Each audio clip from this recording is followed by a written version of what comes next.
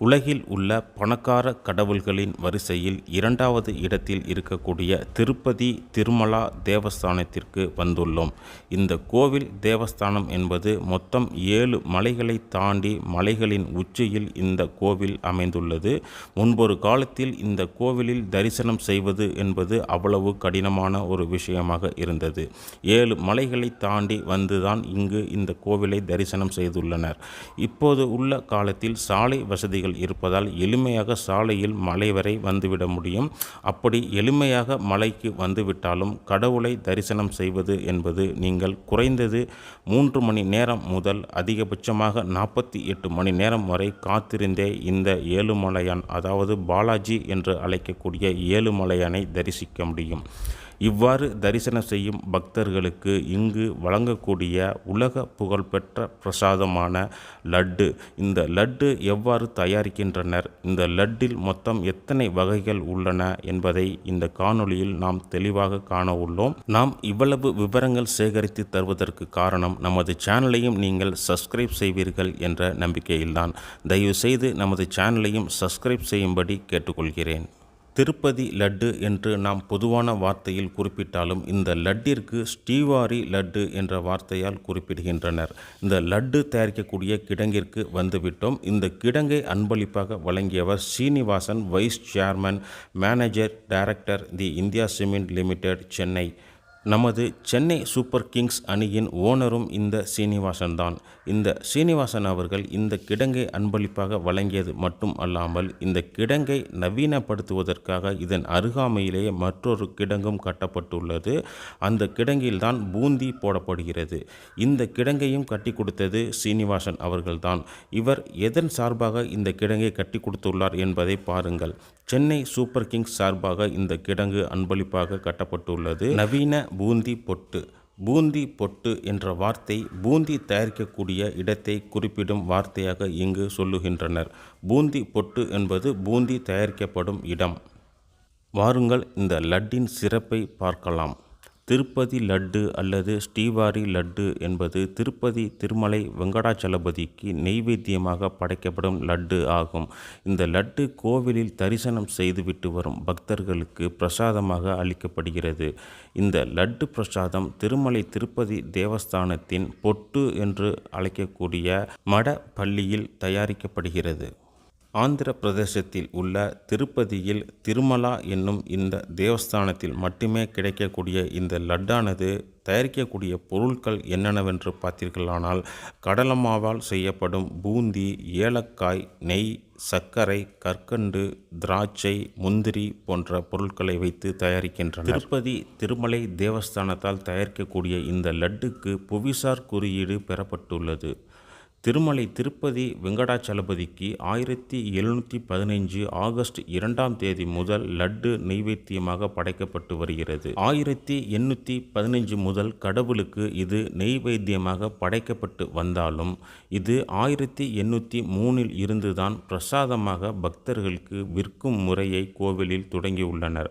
அப்போது இருந்து இது இனிப்பு பிரசாதமாக பூந்தியாக விநியோகம் செய்யப்பட்டு வந்தது. தொடர்ந்து 1940 முதல் பூந்தியாக வழங்கப்பட்டு வந்த பிரசாதத்தை லட்டாக மாற்றி வழங்க ஆரம்பித்தனர். இப்பொழுது நீங்கள் பார்க்கக்கூடிய இந்த காட்சி என்பது நவீன முறையில் பூந்தி அடுக்கக்கூடிய ட்ரேக்களை சுத்தம் செய்யக்கூடிய காட்சிதான். இங்கு சுத்தம் செய்வதற்கு கன்வேயர் பெல்ட்டை பயன்படுத்துகின்றனர். இந்த கன்வேயர் பெல்ட் மூலம் சுத்தம் செய்யப்பட்டு நீராவி மூலம் இந்த ட்ரேக்கள் சுத்தம் செய்யப்படுகின்றன. திருப்பதி லட்டு இது கள்ளச்சந்தையில் விற்கப்படுவதை தடுக்கும் விதமாக திருப்பதி திருமலா தேவஸ்தானம் திருப்பதி லட்டிற்கு 2008ஆம் ஆண்டு புவிசார் குறியீடு பதிவு செய்தது. 2009ஆம் ஆண்டு திருப்பதி லட்டு புவியியல் குறியீடை பெற்ற உணவுப் பொருளின் கீழ் சட்டம் 1999 படி பதிவு செய்யப்பட்டுள்ளது. இதனால் மற்றவர்கள் இதே பெயரில் இந்த இனிப்பை தயார் செய்வதோ அல்லது இதன் பெயரை பயன்படுத்தி வேறு லட்டுக்களை தயாரிப்பதோ தடை செய்யப்பட்டு உள்ளது. இந்த திருப்பதி திருமலா தேவஸ்தானத்திற்கு பல லட்சக்கணக்கான பக்தர்கள் வந்திருப்பார்கள். வந்தவர்கள் அனைவருமே பிரசாதமாக லட்டை பெற்றும் இருப்பார்கள். இருப்பினும் இவர்களுக்கு இங்கு எத்தனை வகையான லட்டுக்கள் தரப்படுகின்றன என்பது அனைவருக்கும் தெரிந்திருக்க வாய்ப்பில்லை. இங்கு கொடுக்கக்கூடிய லட்டின் வகைகள் இங்கு 3 வகையான லட்டுக்களை வழங்குகின்றனர். அவற்றின் பெயர்கள் ஆஸ்தான லட்டு, கல்யாண உற்சவ லட்டு, புரோக்கதம் லட்டு. முதலில் நாம் பார்த்த இந்த ஆஸ்தான லட்டு என்பது முதன்மையான விழா நாட்களில் மட்டுமே தயாரிக்கப்படுகிறது. இந்த லட்டு பிரமுகர்களுக்கு மட்டுமே வழங்கப்படுகிறது. அதாவது விஐபி தரிசனத்தில் வருபவர்களுக்கு மட்டுமே இந்த ஆஸ்தான லட்டானது வழங்கப்படுகிறது. இந்த லட்டானது 750 கிராம் எடையுடன் பெரியதாக காணப்படும். பிற லட்டுக்களை விட மிகுதியான அளவில் இந்த லட்டில் முந்திரி, பாதாம், குங்குமப்பூ போன்றவை சேர்த்து சிறப்பாக இது தயாரிக்கப்படுகிறது. இரண்டாவதாக நாம் பார்க்க இருக்கும் லட்டு கல்யாண உற்சவ லட்டு. இந்த கல்யாண உற்சவ லட்டு என்பது கல்யாண உற்சவ சேவை காலத்தில் கலந்து கொள்ளக்கூடிய பக்தர்களுக்கு பிரசாதமாக வழங்கப்படுகிறது. இந்த லட்டும் முதலில் நாம் பார்த்த அந்த ஆஸ்தான லட்டின் அளவிற்கு 750 கிராம் சைஸிற்கே மிகப்பெரிய அளவில் தயாரிக்கப்படுகிறது. இருப்பினும் ஆஸ்தான லட்டிற்கும் இந்த கல்யாண உற்சவ லட்டிற்கும் உள்ள வித்தியாசம், ஆஸ்தான லட்டில் முந்திரி, பாதாம், குங்குமப்பூ போன்றவை சேர்த்து சிறப்பாக செய்யப்படுகிறது.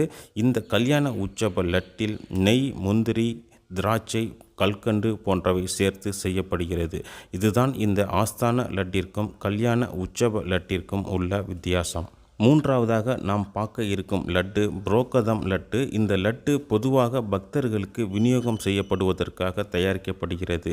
இந்த 3 வகை லட்டுக்களில் இந்த புரோக்கதம் லட்டு என்பது அளவில் சிறியதாக இருக்கும். இதன் எடை என்பது 175 கிராம் எடையுள்ளதாக இருக்கிறது. இந்த லட்டிலும் கல்யாண உற்சவ லட்டிற்கும் உள்ள வித்தியாசம் என்பது எடை மட்டும்தான். மற்றபடி இரண்டும் ஒரே ருசியுடனே இருக்கும். நாம் பார்த்த இந்த கல்யாண உற்சவ லட்டு என்பது தினந்தோறும் தயாரிக்கப்பட்டாலும் குறிப்பிட்ட எண்ணிக்கையிலேயே தயாரிப்பதால் அனைத்து பக்தர்களுக்கும் கிடைக்க வாய்ப்பில்லாமல் போகிறது. முன்னால் வரும் பக்தர்களுக்கு மட்டுமே இந்த லட்டு கிடைக்கிறது. இந்த லட்டு என்பது 750 கிராம் எடையுடன் இருப்பதால் இந்த லட்டை 250 ரூபாய்க்கு இங்கு கவுண்டரிலேயே பெற்றுக்கொள்ள முடியும். இந்த புரோக்கதம் லட்டு என்பது 175 கிராம் எடையுள்ளது. இது 50 ரூபாய்க்கு கவுண்டரில் தருகின்றனர். பக்தர்கள் எத்தனை லட்டு வேணாலும் இந்த புரோக்கதம் லட்டை பெற்றுக்கொள்ளலாம். இங்கு லட்டு தயாரிக்கக்கூடிய இடத்தில் 3 கன்வேயர் பெல்ட்டுகள் பயன்படுத்தப்படுகின்றன. ஒரு கன்வேயர் பெல்ட்டானது லட்டு தயாரிக்கக்கூடிய இடத்தில் இருந்து விற்பனையகத்திற்கு லட்டுக்களை எடுத்து செல்ல பயன்படுத்தப்படுகின்றன. இன்னொரு கன்வேயர் பெல்ட்டானது பூந்தி தயாரிக்கக்கூடிய இடத்தில் இருந்து லட்டு தயாரிக்கக்கூடிய இடத்திற்கு பூந்தியை எடுத்து செல்ல பயன்படுத்தப்படுகின்றன. மூன்றாவது கன்வேயர் பெல்ட்டானது கூட்ட காலத்தில் நெரிசலை தவிர்ப்பதற்காக பயன்படுத்துவதற்காக வைக்கப்பட்டுள்ளது. ஆரம்ப காலத்தில் இருந்த விறகு அடுப்பில் இங்கு பூந்தி லட்டு தயாரிக்கப்பட்டு வந்தாலும் 1984 முதல் இங்கு எரிவாயுவை பயன்படுத்தியே லட்டு தயாரிக்கின்றனர். திருப்பதி திருமலை தேவஸ்தானத்தில் ஒரு நாளைக்கு 3 லட்சம் லட்டுகள் நாள்தோறும் தயாரிக்கப்படுகின்றன. இது கூட்ட நெரிசலை பொறுத்து ஒரு நாளைக்கு 8 லட்சம் லட்டு வரை தயாரிக்கக்கூடிய திறன் கொண்ட இடமாக உள்ளது.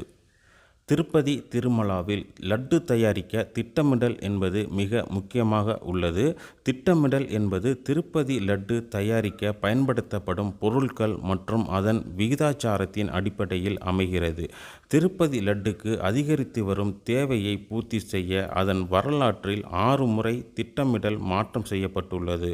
தற்போது திருப்பதி லட்டு தயாரிக்க பயன்படுத்தப்படும் மூலப்பொருட்கள் கடலை மாவு, முந்திரி, ஏலக்காய், சர்க்கரை, கற்கண்டு மற்றும் உலர் திராட்சை. நாள்தோறும் ஒரு நாளைக்கு சர்க்கரை என்பது 10 டன் அளவிற்கும், கடலை மாவு என்பது 10 டன் அளவிற்கும், முந்திரி 700 கிலோவும், ஏலக்காய் 150 கிலோவும், நெய் 300 லிட்டர் முதல் 500 லிட்டர் வரையும், கற்கண்டு 500 கிலோவும், காய்ந்த திராட்சை 540 கிலோவும் மூலப்பொருளாக லட்டு தயாரிக்க பயன்படுத்துகின்றனர். திருப்பதி தேவஸ்தானத்தால் இந்த பொருட்கள் கொள்முதல் செய்ய டெண்டர் அடிப்படையில் டெண்டர் கோரி தரமான பொருட்களை மட்டுமே தற்சமயம் வரை வாங்கி வருகின்றனர். வருங்காலத்தில் இந்த லட்டு தயாரிக்க பயன்படுத்தக்கூடிய பொருட்கள் அனைத்துமே இயற்கை முறை விவசாயத்தில் விளைந்த பொருட்களை மட்டுமே வாங்கும் திட்டத்தையும் தற்சமயம் அறிவித்துள்ளனர். பொட்டு கார்மிகலு என்ற வார்த்தை திருப்பதியில் நீங்கள் கேள்விப்பட்டிருப்பீர்கள். பொட்டு கார்மிகலு என்பது பொட்டு என்பது நாம் முன்னரே பார்த்தது போல் லட்டு தயாரிக்கக்கூடிய பூந்தி தயாரிக்கக்கூடிய இடத்தை குறிக்கிறது. கார்மிகலு என்பது சமையல் கலைஞர்களை குறிக்கிறது. ஏறக்குறைய 200 சமையல் பணியாளர்கள் லட்டு தயாரிக்கும் பணியில் ஈடுபட்டுள்ளனர். இந்த சமையல் பணியாளர்களை பொட்டு கார்மிகலு என்ற வார்த்தையால் இங்கு உள்ளவர்கள் அழைக்கின்றனர். இந்த ஸ்ரீவாரி லட்டானது தயாரிக்கப்படும் முறையும் அதன் பற்றிய விளக்கமும் நம்மால் முடிந்த அளவிற்கு உங்களுக்கு சேகரித்து வழங்கியுள்ளோம். இந்த காணொளி உங்களுக்கு பிடித்துள்ளதென்றால் நமது சேனலை தயவு செய்து சப்ஸ்கிரைப் செய்யும்படி கேட்டுக்கொள்கிறேன்.